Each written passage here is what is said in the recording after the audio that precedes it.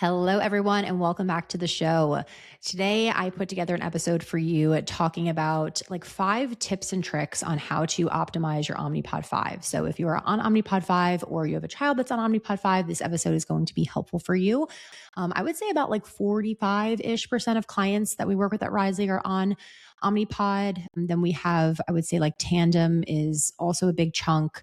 We have a few Medtronic pumps, and then, of course, MDI users as well. But because I am on Omnipod, I wanted to kick off doing this type of episode with, Omnipod. This isn't sponsored, but I do love it. I've been on it for, I think, like 6 or 7 years now. And maybe we do this in the future for Tandem users or Medtronic users or MDI users with other coaches on our team. But today we're going to focus on the Omnipod 5s.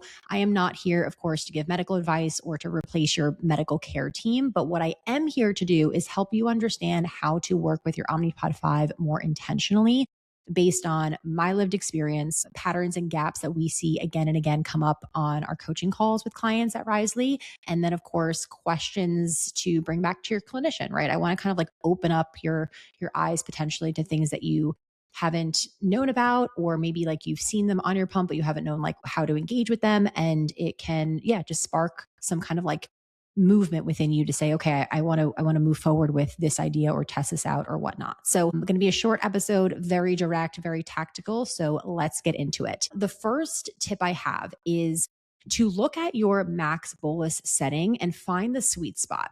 This is in your settings, and it basically is like, what is the top of the units that your pump will allow you to give at any given like one time. Why I say there's a sweet spot for this is because if it's set too high, what can happen sometimes is and I've done this a few times, I know many people have, but like you can accidentally be moving too quickly and put the amount of carbs that you want to eat in the bolus section. And you could end up, instead of giving 15 carbs, giving 15 units of insulin for, something that you do not need that much insulin for. You can think about what that number and that threshold is for you. But then on the flip side, why you don't want to have it too low is because what we see a lot of times come up for coaching members is this arbitrary number of units in their head where when they see it, they get really intimidated by it and say like, oh no, like I could never possibly give that much insulin at once, even though what they're eating does require that. So I'll give you like a real life scenario. We have a client that we're working with right now. She's a parent. She has a daughter with type 1, and we've encouraged her to start using to get better at carb counting, like instead of weighing your food, which she did a lot when her daughter was diagnosed and isn't like practical for just like their life and busyness right now. It's like, hey, there's a lot of great AI tools where you can just take a picture of the food and it can tell you what, what the macronutrient breakdown is. And so for her, she constantly finds herself, doing that and then cutting back on what it says because and in her words, not mine, the pump says, not to give over that amount, right? And that just seems too much. But then we look at the graphs with her together and it's like, okay, but then she keeps going high, right? And so what is the change here? This is, I would put in the category actually of more like mindset, right? Like if your cap is set to like 8 units or 7 units or whatever it is, like, hey, like maybe we need to try to increase that to 10 just so you can feel like you have the permission to give that much. Now, of course, this is like a separate conversation, but in my back of my mind, it's kind of just wheels are turning. Like I should say this.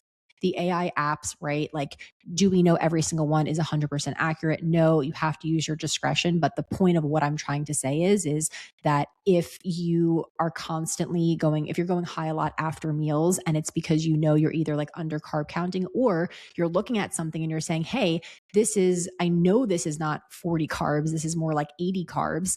But then you put it in your pump and then it gives too much, like over what the allotted amount your max bolus setting is, you're going to be like, oh no, like, okay, that's too much. Like, let me cut it back, even though that's actually what your body needs. So just think about what that sweet spot is for you. And this is going to vary too, depending on your insulin sensitivity and resistance, right? Like some people on average a day are giving 10 units for a meal, where like other people might be giving on average like 3-4 units for a meal. And so that scales. Okay, moving on to the second tip. This is something that I will say the majority of type 1s do not know about and are not thinking about. And when it comes up in coaching sessions, it's very much this like aha moment for a lot of people. Now, part one of it is the aha moment that I'll take you through if you don't know about this. But then, of course, the part two is like, okay, like what do we do about that? So understand what the red line suspensions are. So, what this is if you're looking at your Omnipod 5 on your phone, if you make it that your settings on your phone, you can twist it horizontal. Like imagine if you're trying to like watch a show on Netflix on your phone, right? You want to be able to see the full screen.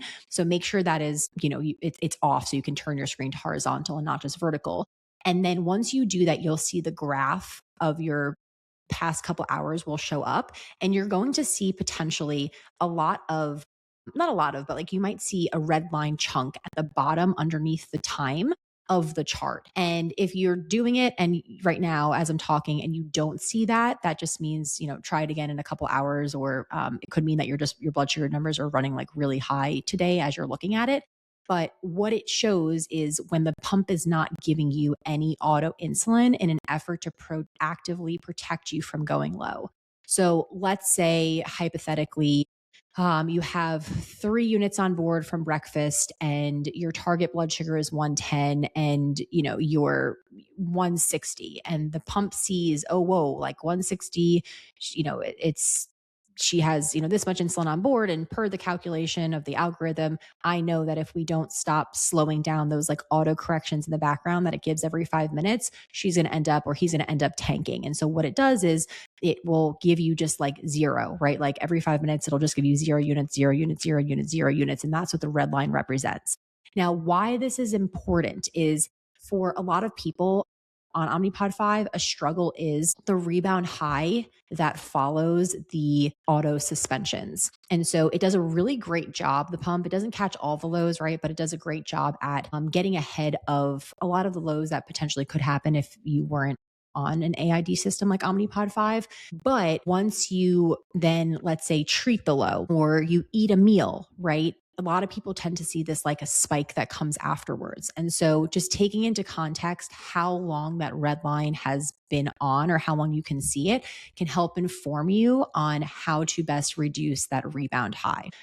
We can go very, very in depth into talking about this topic, but I'm going to leave it there for the purpose of just kind of like keeping this more of like a tactical episode and just like things to look out for. Okay, so now the third one that we're moving on to is not just relying on the auto mode of the pump, but remembering that there is an option to go into manual mode in certain scenarios. So I would say I was in auto mode I mean, I am in auto mode, 90% of the time, maybe even more than that, 95% of the time, right? But for 2 different scenarios, I actually use manual mode, and it's really helpful because when my blood sugars change and they fluctuate so quickly, and situationally, I should say, the algorithm isn't able to keep up and keep your numbers down in some instances. So for me, the 2 times that I find myself going into manual mode are number one, when I'm sick, right? And I'm fighting something in my body, and it's just like the insulin that it's used to giving me for that blood sugar to get it down it's acting like water, right? And so I'll put it into manual mode and I'll give it a good old increased temp basal by whatever percentage I think, and then just kind of like take into the management into my own hands in that sense. The second time I use it is in the midway through my cycle in the month. So during my luteal phase, we have resources at Risely. We have a cornerstone class on our website you can find specifically on, it's a 30-minute class that I'm teaching on how to identify blood sugar patterns with exercise. Maybe I'll throw it in the show notes below, but all to say, if you don't know your patterns around blood sugars and your menstrual cycle, it's really key to understand. And during that luteal phase, a lot of people, especially if you're not on hormonal birth control, will have a higher level of resistance. And I just find that like manual mode for me with my basals, tuned in and tapped in, it tends to work better. So the caveat there is that when you're in manual mode, right, like you have to use your basals. And so your basal profile needs to be tuned in. This is something that like a lot of coaching members, when they come through coaching, like is, a goal of like, hey, I want to have more autonomy. I want to have flexibility. I know that I could only get so far if I'm just relying on auto mode. And so for some instances, I want to be able to use that, and basal rates and, having maybe even separate profiles for like a base rate or like when you're sick are helpful. Okay. And then number 4 is utilizing the custom food section. I'm so curious to know if you know this exists, A, or B, if you have ever used this before. But in your settings, you can find that there's a custom food section where I think it's so smart because you're able to program in a certain type of food and then how many carbs, are for that meal so that you're able to just more easily go and click on that when you're eating the meal. Now, I don't know how it was intended to be used. I would assume the most obvious answer is like, this just takes a step out of the process and makes it more simple for you if you're having the same breakfast every day. But I think that's a reason to use it. I think an even better reason to use it is because oftentimes we tend to, how do I say this? We tend to go back to the same bolusing habits as we previously did with that same meal, even if it didn't serve us. So think about like from the ages of 7 through 18 for me, like I pretty much, I was, living at home, most dinners home. Every Friday night was a pizza night in our household. Maybe when I got to high school, it like wasn't, as much every Friday night, but like think about how many pizza nights I had from the ages of 7 through 18, right? Like over 1,000. And I guarantee you, like 1,000 of those 1,000 times, my blood sugar went high after pizza. And that's because, right, like your brain doesn't necessarily remember like what happened afterwards. It just anchors on to like how you approach it. And if you keep approaching it the same way, that neural pathway is just like strengthened. And if you're not getting those outcomes you want, you need to change the input and you need to change that pathway. So I like the custom food section for like, if you have a specific restaurant that you always go to or a meal or something that's like a repeat for you and you always constantly like under bolus, it's like actually like set that to remind yourself like, no, this is what I actually need for this meal. Okay. And then my last tip for you, wrapping this up, this is like a quick fire episode, but is to treat stress as carbs. That sounds crazy, right? But here's what I mean. So when you get to the level of management where you are really trying to be more proactive than reactive, something that you'll start to notice is that stress plays a big role in what happens with your blood sugars. And this doesn't have to be like stress where it's just like, oh, the whole world is falling apart and this week is horrible and everything's going wrong. It could be literally the stress of like, I work from home 3 days a week. And then the 2 days I go into the office, I'm just like trying to get the kids dressed and I'm trying to get out the door and, I'm moving fast, right? And that can be stress. And so, another example would be like the feet to floor phenomenon in the morning time, right? So when I am sensing my stress levels getting higher in those instances, I know that there is a high blood sugar or my CGM is going to start to turn with the arrow, like in, probably the next 15 to 20 minutes. And I will get ahead of that by bolusing for stress as carbs. So I might put in like 5 carbs or 10 carbs to trick the algorithm into thinking that I'm eating. I don't do it as bolus, like straight, just putting in like 0.5 or a unit, because then the pump might start like auto suspending me if it doesn't think that there's like food in my system. So to recap here, we have the max bolus setting sweet spot, look for the red line suspensions, manual mode for luteal phase or sick or other instances that might be helpful for you, utilizing the custom food section and potentially treating stress as carbs.